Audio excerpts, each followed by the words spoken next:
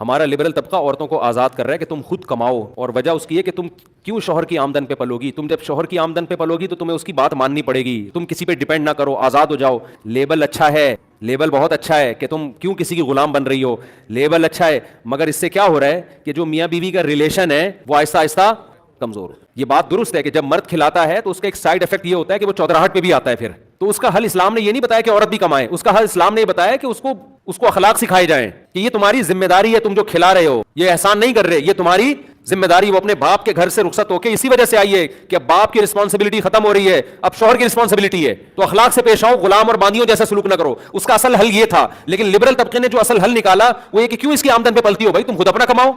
उसका नतीजा क्या निकला, आपस का रिलेशन खत्म। अल्लाह ने खुदा की कसम मर्द की फितरत यह बनाई है कि मर्द जितनी आमदन बढ़ती है ना उसकी, उसका दिल वो सोचता है कि अब मैं अपने बीवी बच्चों को कैसे ज्यादा अच्छी से अच्छी लाइफ दे सकता हूं।